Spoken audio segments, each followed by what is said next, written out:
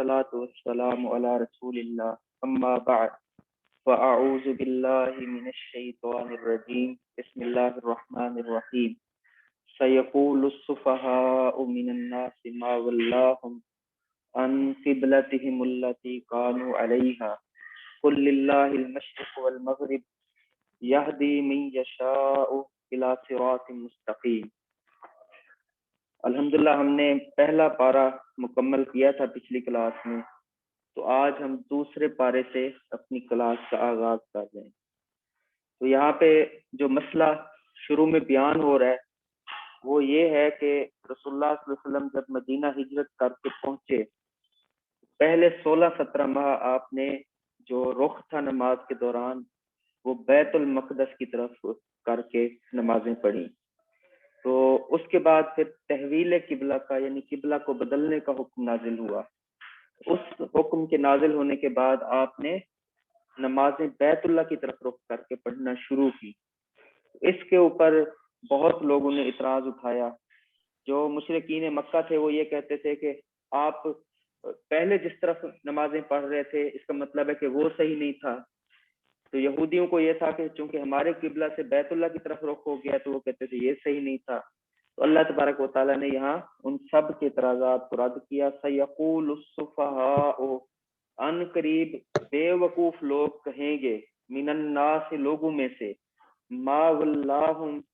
کس چیز نے پھیر دیا ان کو، ان قبلتہم ان کے قبلے سے، ہم التی کانوا علیہا وہ قبلہ جس کے اوپر یہ پہلے تھے۔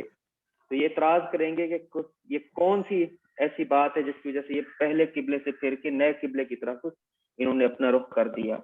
قل للہ المشرق والمغرب، اے نبی آپ ان سے کہہ دیں اللہ ہی کا ہے مشرق اور مغرب، یہدی من یشاء وہ ہدایت دیتا ہے جس کو چاہتا ہے، الی صراط مستقیم سیدھے راستے کی طرف۔ تو اللہ نے فرمایا کہ مشرق اور مغرب کی سمت اہم نہیں ہے، اصل تو اللہ کا حکم اہم ہے، اور اللہ تعالیٰ جس کو چاہتا ہے سیدھے راستے کی ہدایت دیتا ہے۔ اللہ نے ہی اپنے نبی کو پہلے ہدایت دی تھی اور سیدھا راستہ اسے قرار دیا تھا کہ وہ بیت المقدس کی طرف نمازیں پڑھیں، اسی طرف اپنا قبلہ کا رخ کریں، اور اب اللہ نے اس کو تبدیل کر دیا ہے۔ اب آپ کو جو حکم دے دیا گیا کہ آپ بالکل اس کی اپوزٹ سائڈ پہ یعنی مدینہ سے جنوب کی طرف، مکہ کی طرف اور بیت اللہ کی طرف منہ کریں، تو یہ اللہ کے حکم کے ساتھ ہی ہے۔ تو اس میں اللہ کے نبی صلی اللہ علیہ وسلم کی اپنی مرضی اور منشا کے ساتھ فیصلہ نہیں ہے، بلکہ اللہ کے فیصلے کے ساتھ یہ ہے۔ تو جہاں اللہ حکم دے اسی طرف ہی رخ کرنا چاہیے۔ وَكَذَلِكَ اور اسی طرح جَعَلْنَاكُمْ ہم نے بنایا تمہیں امتاً وسطا درمیانی امت، بہتر امت، لِتَكُونُوا شُهَدَاءَ تاکہ تم بن جاؤ گواہ علی الناس سے لوگوں پر، وَيَكُونَ الرَّسُولُ عَلَيْكُمْ شَهِيدًا اور رسول گواہ بن جائیں تمہارے اوپر۔ وَمَا جَعَلْنَا الْقِبْلَةَ الَّتِي كُنْتَ عَلَيْهَا اور ہم نے نہیں بنایا وہ قبلہ جس کے اوپر آپ اس سے پہلے تھے، الا مگر اس لیے کہ لنعلم ہم جان لیں، من یتبع الرسول کون ہے جو تابعداری کرتے ہیں رسول کی، ممن ینقلب علی عقبیہ اور اس سے یعنی اسے پہچان لیں جو اپنی ایڑیوں کے بل گھوم جاتا ہے اور تابعداری نہیں کرتا۔ تو اللہ فرماتے ہیں کہ یہ قبلہ کی جو تبدیلی ہے اس کے اندر امتحان یہ ہے کہ اللہ تبارک و تعالیٰ جان لے کون تابعدار ہے اس کے رسول کا اور کون جو ہے وہ تابعداری نہیں کرتا۔ وَإِنْ كَانَتْ لَكَبِيرَةً اور یہ حکم قبلے کی تحویل کا بے شک بھاری ہے، إِلَّا عَلَى الَّذِينَ هَدَى اللَّهُ سوائے ان کے جن کو اللہ تبارک و تعالیٰ نے ہدایت دی۔ وَمَا كَانَ اللَّهُ لِيُضِيعَ إِيمَانَكُمْ اور نہیں ہے اللہ تعالیٰ کہ وہ ضائع کر دے تمہارے ایمان کو، ان اللہ بالناس لرؤوف الرحیم بے شک اللہ تبارک و تعالیٰ انسانوں کے ساتھ بہت شفقت کرنے والے اور نہایت رحم کرنے والے ہیں۔ تو اللہ تعالیٰ نے کہا کہ یہ جو قبلہ پہلے ادھر تھا پھر ادھر کر دیا گیا، تو اس کے اندر جو ہے وہ ایک آزمائش تھی تاکہ اللہ تبارک و تعالیٰ ان لوگوں کو پہچان کر معاشرے کے اندر علیحدہ کر دے جو اللہ کے نبی صلی اللہ علیہ وسلم کی اتباع کرتے ہیں۔ آپ نے بتایا قبلہ ہمارا یہ ہے تو اس طرف منہ کرتے ہیں، جب آپ نے کہا نہیں وہ ہے تو اس طرف منہ کر لیتے ہیں۔ یعنی ان کا مطمع نظر رسول کی اتباع اور پیروی ہوتا ہے، وہ اپنی مرضی اور خواہشات کے ساتھ فیصلے نہیں کرتے. ان لوگوں سے علیحدہ کر دے جو چھوٹی چھوٹی باتوں پہ پیٹ پھیر کے اور ایڑیوں کے بل پھر جاتے ہیں اور کہتے ہیں کہ ہم اسے نہیں مانتے. تو اللہ نے کہا کہ یہ کوئی اتنا بھاری کام نہیں ہے، لیکن اس کے لیے بہت بھاری ہے جو ہدایت کو قبول نہیں کرتا اور اللہ کی بات کو نہیں مانتا. جو بندہ یہ سمجھتا ہے کہ صرف اللہ اور اس کے رسول کی بات پہ چلنا ہے، اس کے لیے پھر یہ بھاری نہیں ہے، اس سے تو بڑا آسانی کے ساتھ ہو جاتا ہے. اور پھر اس کے اوپر ایک اعتراض یہ ہوا کہ جو نمازیں مسلمانوں نے پہلے اس طرف پڑھی ان کا کیا بنے گا؟ ان میں سے بہت سارے ایسے ہیں جو فوت ہو گئے، اس دنیا سے چلے گئے، تو ان کی نمازیں تو ضائع ہو گئی. اللہ نے فرمایا ما کان اللہ لیضیع ایمانکم، اللہ ایسا نہیں ہے کہ وہ تمہاری ان نمازوں کو، یہاں ایمان سے مراد سارے مفسرین نے نماز ہی لی ہے، کہ آپ کی نمازوں کو اللہ تبارک و تعالیٰ ضائع کر دے. ان اللہ بالناس لرؤوف رحیم، وہ لوگوں کے ساتھ بہت رحم دل اور انتہائی شفقت کرنے والا ہے. تو جو نمازیں اس طرف پڑھتے رہے ان کی بھی قبول ہے، جو اس طرف پڑھ رہے ہیں ان کی بھی قبول ہے، کوئی کسی کی نماز ضائع نہیں ہے، دونوں ہی اللہ کے حکم کو پورا کر رہے تھے. تو یہاں نماز کی اہمیت بھی ہمارے سامنے آتی ہے کہ اللہ تعالیٰ نے اسے ایمان قرار دیا ہے. اور کتنی حدیثوں میں ہے کہ جس بندے کی نماز نہیں ہے اسے ایمان کے درجے سے، یعنی بعض احادیث کے اندر اور بعض آیات کے اندر خارج قرار دیا گیا. اس میں وہ نماز نہیں ہے جو ہماری بعض دفعہ سستی کی وجہ سے ایک آدھ رہ جاتی ہے. ایک بندہ ہے کہ وہ عادت ہی بنا لیتا ہے کہ اس نے نماز پڑھنی نہیں ہے، تو یہ جو اس کا مسلسل نماز کا چھوڑتے چلے جانا اور بالکل اس کی اہمیت کو نہ ماننا، یہ بعض دفعہ اسے دین اسلام سے بھی خارج کرنے کا سبب بن جاتا ہے. تو ہمیں اپنی نمازوں کی بہت فکر کرنی چاہیے کیونکہ یہ ایمان کا بہت بنیادی حصہ ہے. آگے اللہ نے فرمایا کہ قد نرا تقلب وجهك في السماء، قد نرا یقیناً ہم دیکھ رہے ہیں، تقلب وجہ کا تیرے چہرے کا اٹھنا گرنا، فی السماء آسمان کی طرف. اے نبی، اللہ کے نبی صلی اللہ علیہ وسلم کی دلی خواہش یہی تھی کہ ہمارا جو قبلہ ہے وہ بیت اللہ ہی بن جائے. تو آپ بار بار نماز کے اندر بھی اس امید کے اوپر آسمان کی طرف دیکھتے تھے کہ ابھی اس کا حکم نازل ہوا، ابھی نازل ہوا، تو آپ اس کی امید رکھتے تھے، تو آسمان کی طرف دیکھتے رہتے تھے اس خواہش کے ساتھ. اللہ فرماتے ہیں کہ اے نبی، آپ کا یہ دیکھنا ہم نے اس کی بڑی لاج رکھی، ہم دیکھ رہے ہیں آپ کے چہرے کو آسمان کی طرف بار بار اٹھتا ہوا. فَلَنُوَلِّيَنَّكَ،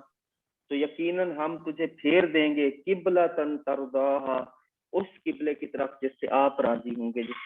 جسے آپ پسند کرتے ہیں. تو اے نبی، ہم آپ کے پسند کے قبلے کی طرف ہی آپ کے چہرے کے اٹھنے کی لاج رکھتے ہوئے اسے کر دیں گے. فَوَلِّ وَجْهَكَ شَطْرَ الْمَسْجِدِ الْحَرَامِ، بس آپ پھیر لیں اپنا رخ مسجد حرام کی طرف. تو یہ جب حکم نازل ہوا عصر کی نماز کا وقت تھا، جماعت کھڑی ہوئی تھی، رسول اللہ صلی اللہ علیہ وسلم کے اوپر حکم نازل ہوا. اس میں ایمان والوں کی ایک بہت بڑی آزمائش بھی تھی کہ اسی نماز میں بالکل شمال کی طرف یہ تھا مدینہ سے نا، جو بیت المقدس تھا شام کے رستے کی طرف، اور جو یہ تھا مکہ یہ بالکل جنوب کی طرف تھا. تو شمال سے جنوب کی طرف پوری جماعت گھوم گئی. یہ بہت بڑا امتحان تھا رسول اللہ صلی اللہ علیہ وسلم کے صحابہ کا، لیکن وہ اس کے اوپر پورے اترے. تو اللہ نے کہا فَوَلِّ وَجْهَكَ شَطْرَ الْمَسْجِدِ الْحَرَامِ، اب آپ اپنا چہرہ پھیر دیں مسجد حرام کی طرف. وَحَيْثُ مَا كُنْتُمْ، اور تم جہاں کہیں بھی ہو، فَوَلُّوا وُجُوهَكُمْ شَطْرَهُ، تم اپنا چہرہ یا اپنا رخ اسی مسجد حرام کی طرف پھیر دو، تاکہ وَإِنَّ الَّذِينَ، اور وہ لوگ جو وَإِنَّ الَّذِينَ أُوتُوا الْكِتَابَ، وہ لوگ جن کو کتاب دی گئی، لَيَعْلَمُونَ أَنَّهُ الْحَقُّ، وہ جانتے ہیں کہ یہ جو حکم قبلے کی تحویل کا ہے بے شک یہی سچ ہے، من ربہم، ان کے رب کی طرف سے. وَمَا اللَّهُ بِغَافِلٍ، اور اللہ تعالیٰ نہیں ہے غافل، عَمَّا يَعْمَلُونَ، جو کچھ وہ کرتے ہیں. تو اللہ نے کہا کہ اہل کتاب کو اس حکم کے آنے کا پہلے سے علم تھا اور وہ جانتے تھے کہ یہی سچا حکم ہے، کیونکہ ان کی کتابوں کے اندر یہ بات پہلے سے اللہ تبارک و تعالیٰ نے محفوظ کی ہوئی تھی اور انہیں اس کا علم موجود تھا پہلے سے. تو فرمایا کہ یہ کوئی نئی بات نہیں ہے، وہ اس کے حق ہونے کو پہچانتے تھے. پھر بھی اگر نہیں مانا تو وَمَا اللَّهُ بِغَافِلٍ عَمَّا يَعْمَلُونَ، اللہ پھر غافل نہیں ہے جو کچھ وہ کر رہے ہیں. اللہ تبارک و تعالیٰ ان کی حرکت کو خوب اچھی طرح جان رہے تھے. یہ پہلا باقاعدہ حکم تھا جس میں قبلہ کی بدلنے کا ہوا، اور اس کے اوپر صحابہ کرام نے بھی بڑی خوبصورتی سے عمل کیا. ایک صحابی کہتے ہیں کہ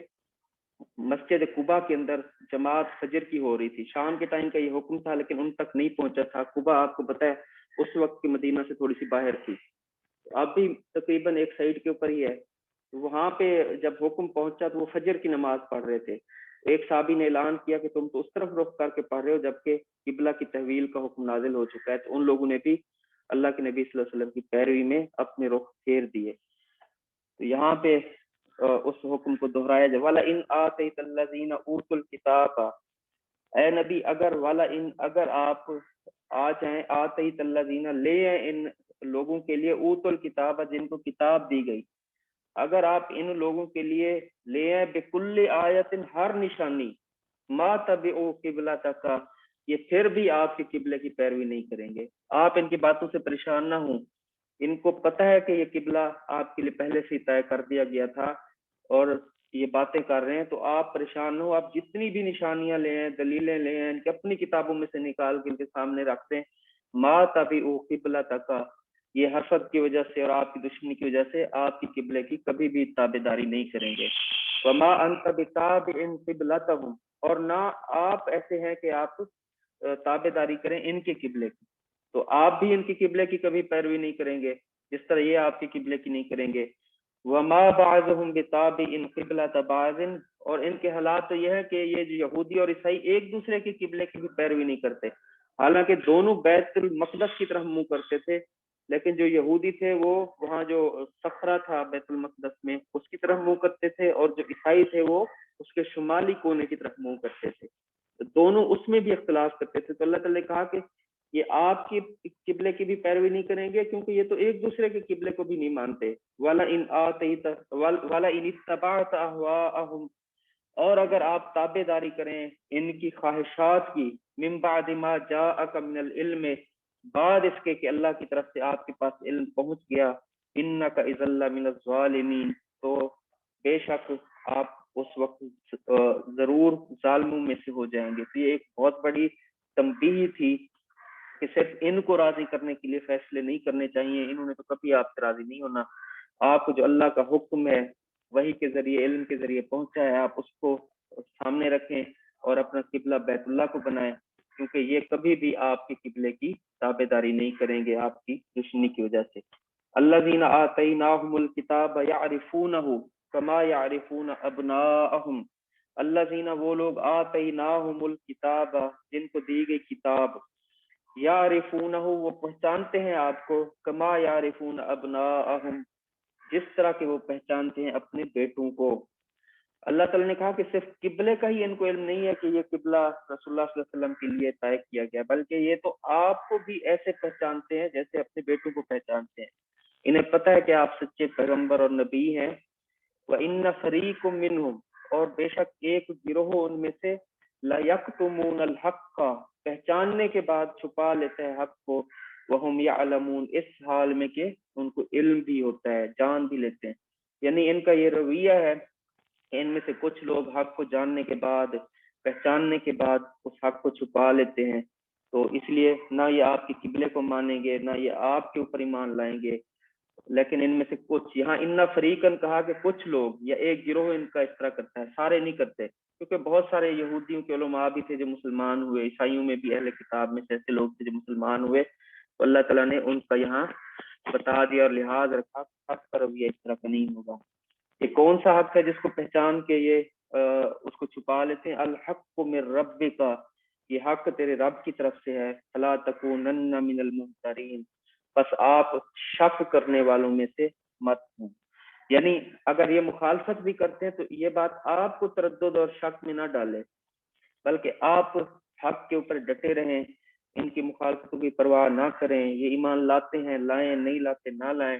آپ اپنے رب کی طرف توجہ رکھیں۔ وَلِكُلٍّ وِجْهَةٌ هُوَ مُوَلِّيهَا، اور ہر ایک کے لیے ایک سمت ہے، هُوَ مُوَلِّيهَا جس کی طرف وہ منہ پھیرنے والا ہے۔ فَاسْتَبِقُوا الْخَيْرَاتِ، بس آپ نیکیوں میں ایک دوسرے سے آگے بڑھیں۔ اَيْنَمَا تَكُونُوا يَأْتِ بِكُمُ اللَّهُ جَمِيعًا، آپ جہاں کہیں بھی ہوں گے اللہ تبارک و تعالیٰ تم سب کو اکٹھا کر دے گا۔ ان اللہ علی کل شیء قدیر، بے شک اللہ ہر چیز پر قادر ہے۔ تو اللہ نے کہا کہ اس دوڑ میں نہ رہیں کہ کس کا قبلہ کون سا ہے، اس دوڑ کو چھوڑ کر آپ اس دوڑ میں شامل ہوں جو اللہ تبارک و تعالیٰ نے بیان کی کہ نیکیوں میں ایک دوسرے سے آگے بڑھنے کی کوشش کریں، خیر کے کاموں میں سبقت لے جانے کی کوشش کریں، کیونکہ جہاں کہیں بھی تم چلے گئے اللہ تعالیٰ تمہیں قیامت والے دن ضرور اکٹھا کرے گا، اور وہ اس بات کے اوپر قادر ہے کہ تمہیں اکٹھا کر سکے۔ وَمِنْ حَيْثُ خَرَجْتَ، اسی احکام کو پھر بار بار دہرایا جا رہا ہے، وَمِنْ حَيْثُ خَرَجْتَ، اور تو جہاں کہیں سے بھی نکلے، سفر میں، گھر سے نکلے، کسی جگہ سے بھی نکلے، فَوَلِّ وَجْهَكَ شَطْرَ الْمَسْجِدِ الْحَرَامِ، تو اب پھیر لے اپنا چہرہ مسجد حرام کی طرف، وَإِنَّهُ لَلْحَقُّ مِنْ رَبِّكَ، اور یہ بات بے شک حق ہے تیرے رب کی طرف سے، وَمَا اللَّهُ بِغَافِلٍ عَمَّا تَعْمَلُونَ، اور اللہ غافل نہیں ہے جو کچھ وہ کر رہے ہیں۔ وَمِنْ حَيْثُ خَرَجْتَ،